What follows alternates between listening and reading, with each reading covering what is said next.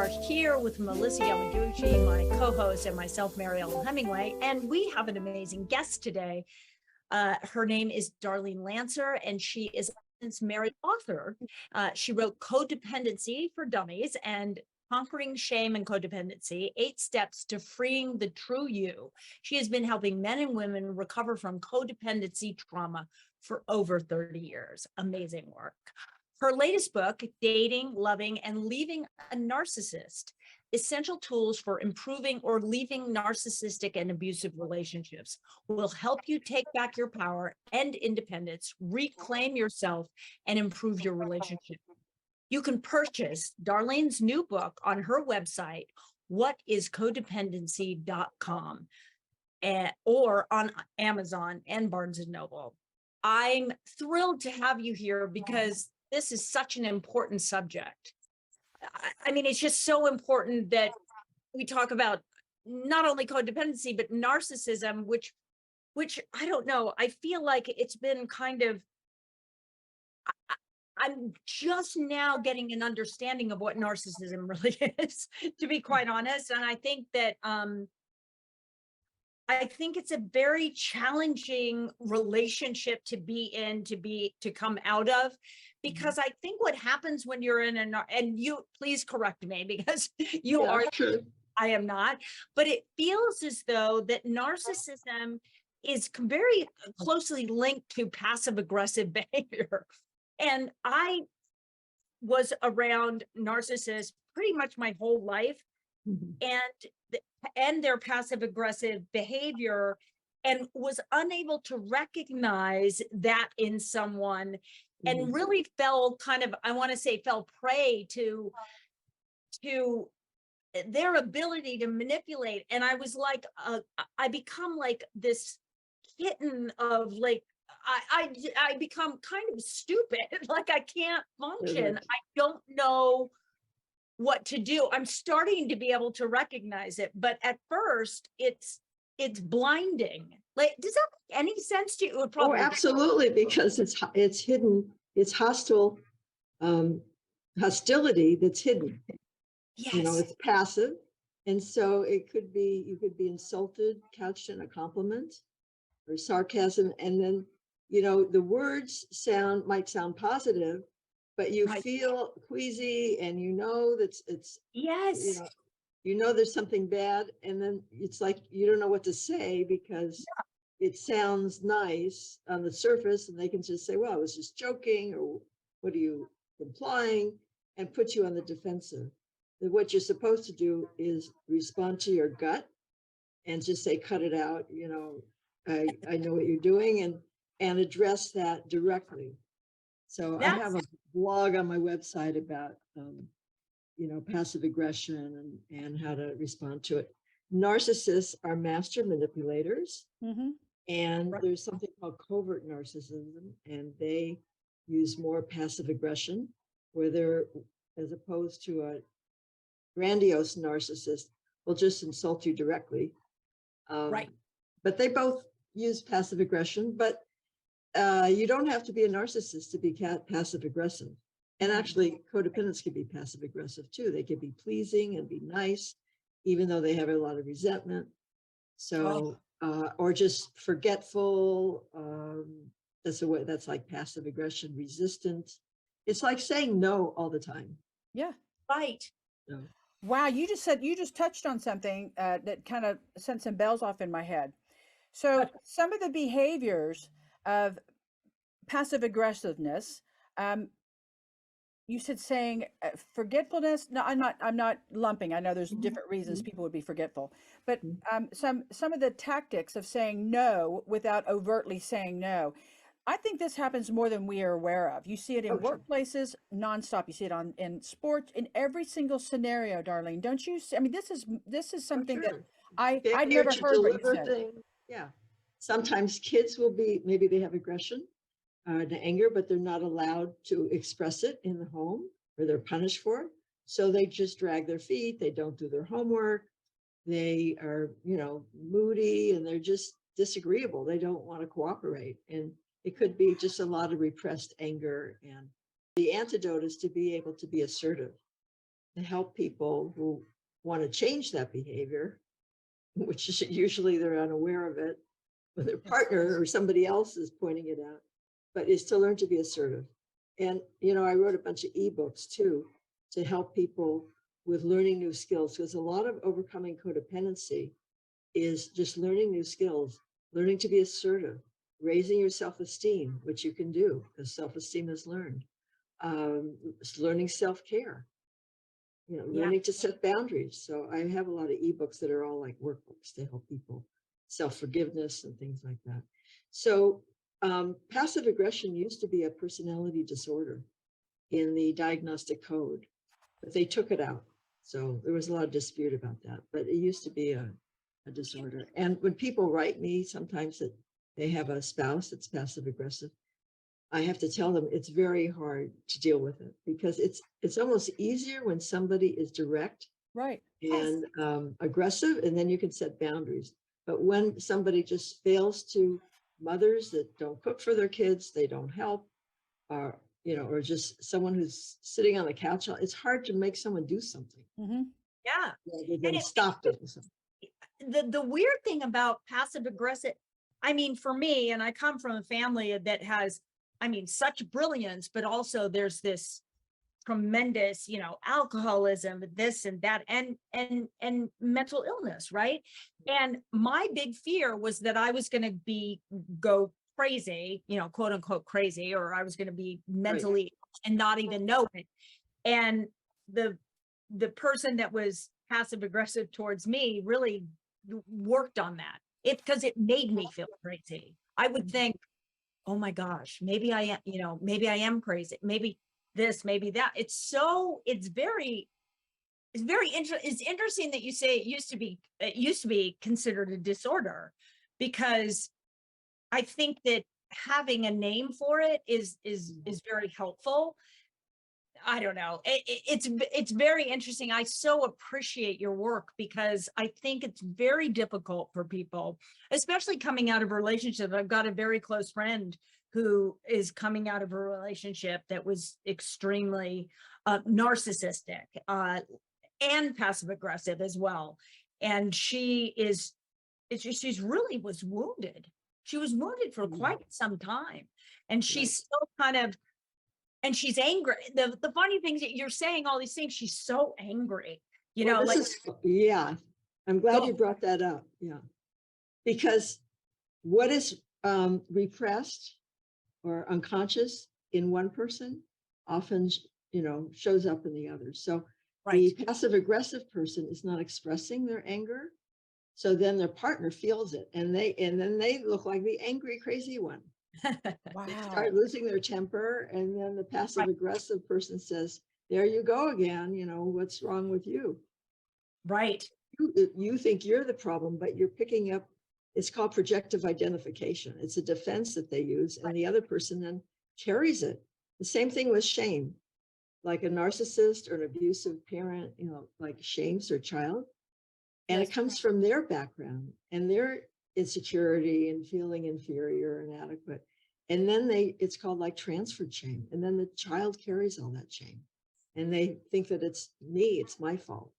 What's wrong with me? I'm angry. I don't love my mother, my father. Yeah.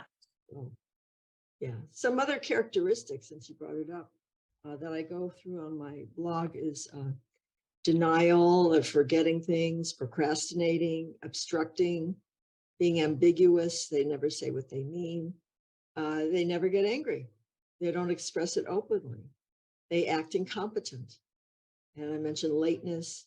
And they're just generally negative and stubborn or argumentative. And then they play the victim. And narcissists love to do this, that it's all your fault or somebody else's fault. They never take responsibility for it. So, or withholding communication. Like, okay, it's always you always win, it's your way. And then they stop. You can't have a discussion with them. They just say, okay, you're right. And then they walk away from the conversation. So what's the answer? Darlene, what do you do? What do you do in that situation as a partner, as a coworker, as a boss, or if you're dealing with this and you're addressing an issue, you're trying to be direct and direct an issue. What are a Well, few, what are some the tools? first thing I would say is to start becoming an observer and take notes and write down all these behaviors. And read up on it. You can go to my website and there's other information, and learn to spot it and realize that it's not you. So you become very an expert in passive aggression, and then you can call it out. Yeah. And you don't want to react or nag or scold or get angry, because you're just escalating the conflict. And by the way, there's like, I have some rules of how to not to deal with an abuser. Your natural instinct is to explain, defend, argue, make your points, or even plead or get angry and scold. None of that helps. In fact, when you argue, you lose. Yeah. So you don't want to ignore it either. You want to confront it.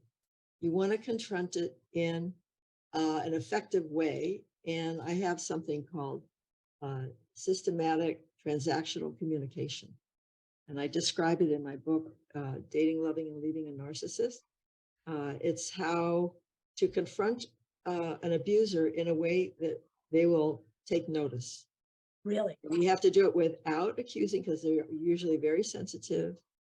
They can dish, but they can't take it. Right. So you don't want to be critical. And also, I'm not saying everybody who's passive aggressive, but many abusers and certainly narcissists are not interested in your feelings. So you want to share with them how this hurts you and your feelings. They don't care. Their relationships to them are transactional. Wow. You have to understand that and deal with them transactionally. So what would you say, what would you say, what are some, that you probably have a laundry list of things, but what would you say to, in that conversation? How would you confront it without? Okay, well, if someone, let's say, is late for dinner or something, you can let them know that you're going to go ahead and start eating without you. Or if you're meeting them at a restaurant, I'm going to wait 10 minutes. If you're not there, I'm going to leave. So you let them know, when you disregard my needs or the effort I put into making dinner, then I don't feel inclined to meet your needs. I mean, I get angry and I don't feel that I'm valued. And so this relationship has to be a two-way street. It has to work for both of us. Gotcha. So you let them know the consequences that they will care about. Right. Like, my loving feelings go away, or I don't really feel like going to your office party when, I feel like my effort or my needs are disrespected. Right. So Right. it depends. Every relationship is different. Right. It's harder when your partner wants nothing from you. Right. Then you have no leverage. Those are Darlene, do they difficult. care? Do they care about your feelings, or do they just not recognize them? Well, who's they? Are you talking? Well, they were speaking of, the narcissist. Yeah. Do the because there's narcissists people care? that are passive aggressive that aren't narcissistic. So Do people who are narcissist or passive aggressive, how do they handle other people's feelings? Are they cognizant of it? it depends on the level of narcissism, and especially if they're attacked, they're not going to care. Okay. But there's, narcissists lack empathy. That's one of the criteria. But they may have good cognitive empathy, which means they can intellectually understand, but they may not care enough to have it matter. So you have to motivate them. Right. Like, this is gonna, Yes. we haven't been getting along, and I'm not sure if this relationship will last. Usually they don't want to leave. They want to get their narcissistic supply, meaning they want to get their needs met. They want attention. They want sex. They want adoration, whatever it is, or help in some respect, or money. I don't know what it is they want. Could you tell us the difference between a narcissist, a passive aggressive, and a codependent? I mean, I'm sure they're miles different, but passive aggressive is just one behavior. They may be a narcissist, they may not be, they could be codependent. But one of the things that, I have a whole chapter in my book on comparing narcissists and codependents. So they both have a lot of symptoms in common. In fact, I believe that narcissists are codependent. So Okay. that sometimes confuses people, but that doesn't make codependence narcissistic. So they may or may not be. Well, But what's they the have, difference between those two? What's the difference between a codependent or what is codependent? I mean, Well, now I'm so okay. confused. Okay. I Well, think I have about 5 symptoms for codependency. I wrote this book, Codependency for Dummies. So it's somebody whose feelings and thoughts or their behavior and their thinking revolve around something outside of themselves. So that includes addiction, could be a drug, it could be eating, it could be sex, gambling, and or another person. They're alienated from their true self. And that's where the healing comes. You have to come back to identifying your feelings, your thoughts, your needs, and then giving them value, because you may know them, but you put other people first. That's one of the things in narcissistic relationships. Codependents are often involved with narcissists, and they both agree that the narcissist comes first. Yeah. So it works until more and more they become unhappy because they're not getting their needs met, and they're getting shamed, and they're getting devalued, and then, then it doesn't work so much for them anymore. So oh, I'm sorry. Go ahead. I was going to answer your question. So some of the key traits for a codependent would be shame, dysfunctional boundaries, dysfunctional communication. They're usually either passive or aggressive or passive aggressive. They're not able to be assertive, and problems with intimacy. Control is a big issue. So they may be trying to help or advise somebody else. That's a form of kind of passive control versus do what I say. A narcissist would say, order you around and dominate you. But codependent will try to maybe control their own feelings or control in other ways. Denial is common. So frequently they call denial as the hallmark of addiction. So most codependents, they are not aware that they're codependent, and they may deny their feelings, deny their needs, as I said, deny abuse or dysfunction in their family. They think their family was great, and they don't realize that their emotional needs weren't met. So there's about 5 core issues, and underlying it all is shame, and they both share shame. So in a relationship between the two, a narcissist will idealizes power. That's what makes them feel safe. This is one of the determining traits that you said that's different. And I go into it in my book, Conquering Shame. So because of their personality, because of their childhood upbringing, narcissists, and some other people that aren't narcissists also, seek power to feel safe. Right. Where a codependent will seek connection. So they want to please, they want to get along. So typically, codependent will go along to get along. So a narcissist will go along to get ahead.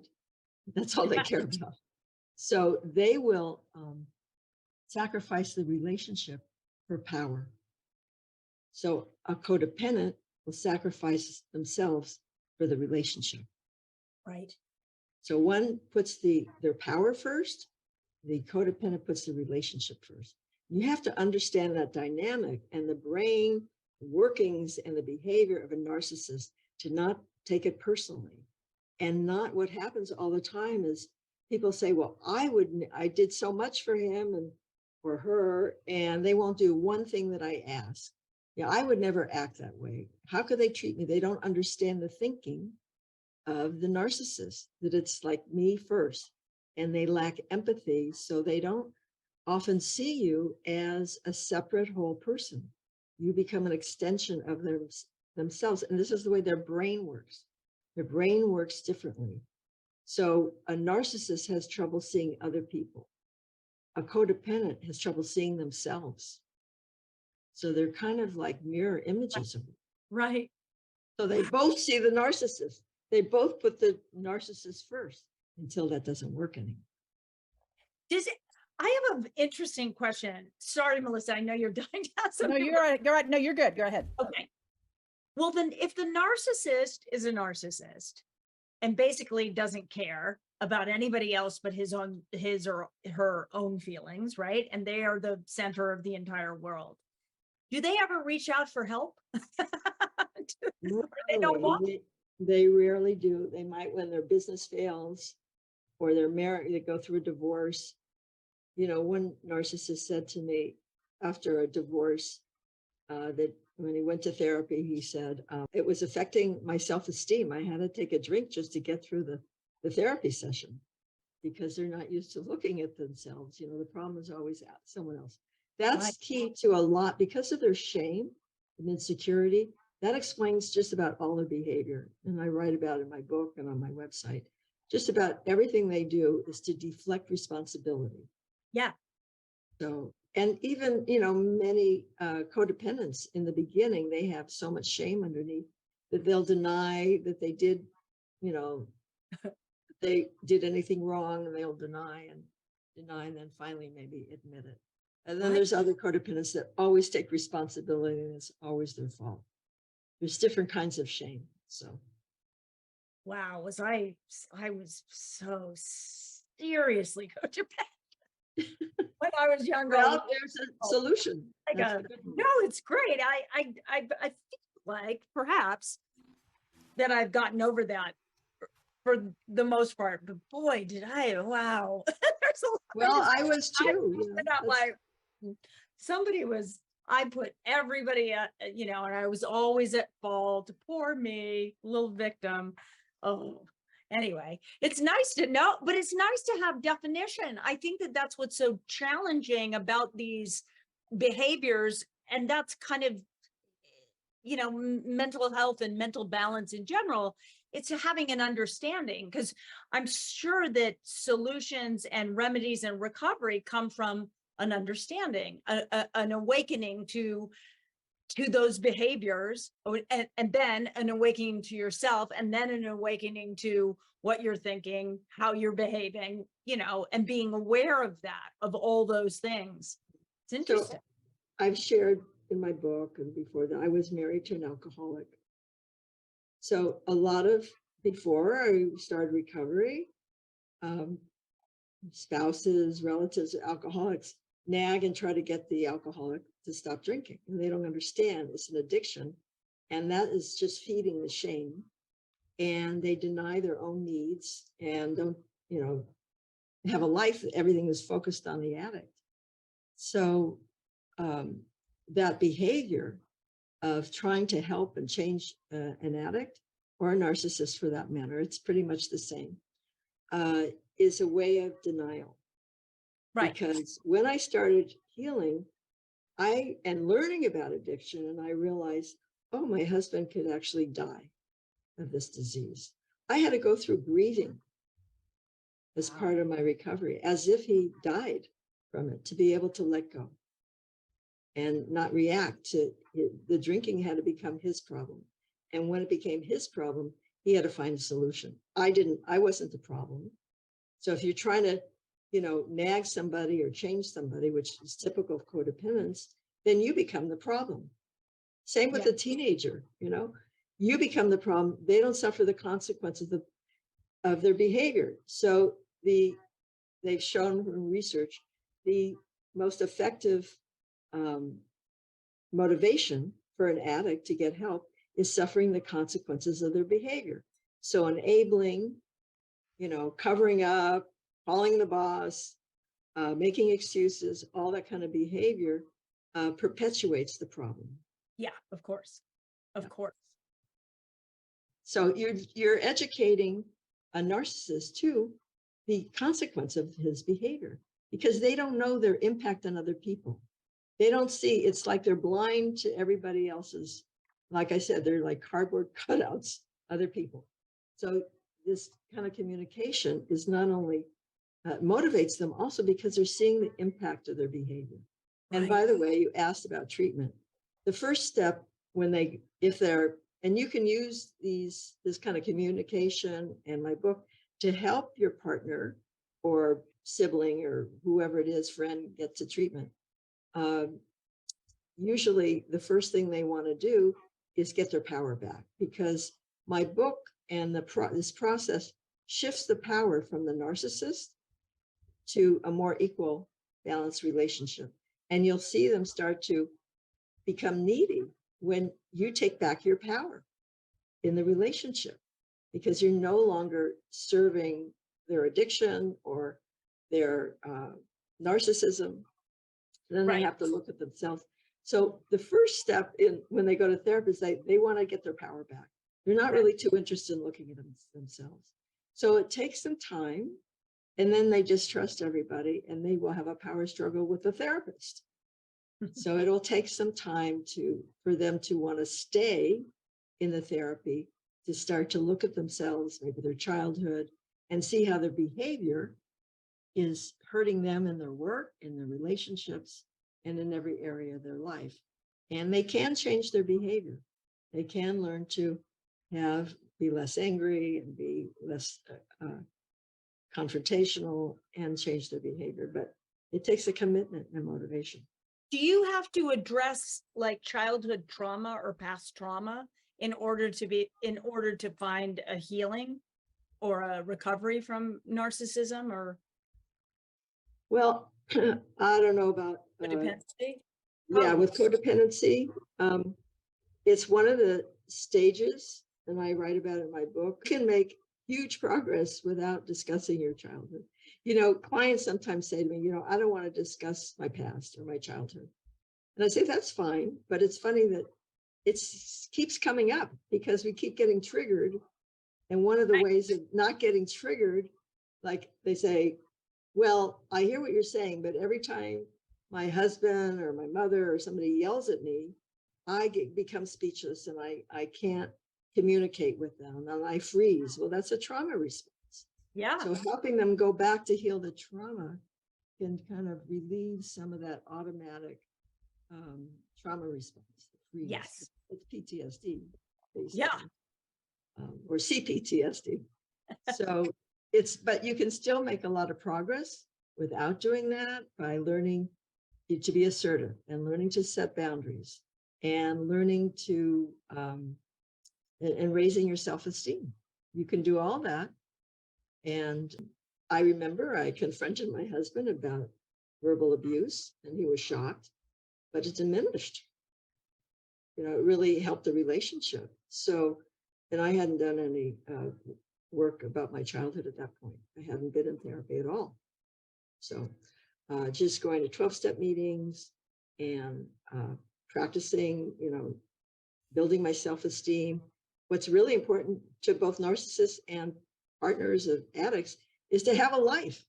So part of the codependency is like you're focused on somebody else. You have to shift that and make you the focus of your life. There's a joke when a codependent is dying, someone else's life flashes before them. Oh my God. Darlene, your work is so good. I'm actually just literally why we're barely talking is that I know that both of us are taking it all in and, taking it into ourselves and the addicts we know, and everybody deals with this stuff. So your work is so important because I think all of us know somebody who is either codependent, a narcissist, an addict, all these different behaviors. And, the world is a challenging place. And I think we come up against this, in our relationships at work and our personal relationships and all that stuff. So I appreciate your work so much. Thank you so much for speaking to us. And I want to mention your book again, which, hang on. Yes. Dating, and loving. What is it? Dating, loving, and leaving a narcissist. Such an incredible book, and your other books, and your website. What's your website? What's the name of your website? Well, first of all, you could just Google my name, Darlene. Oh, okay. That'll take you there. Or Darlene what is codependent? Lancer, everybody. Darlene Lancer, Lancer. If you Google her. Seriously, go there, look at her work and look at the tips and the points, because what she's doing is incredibly important. Thank you so much, Darlene, for joining us today. Thank and you everybody.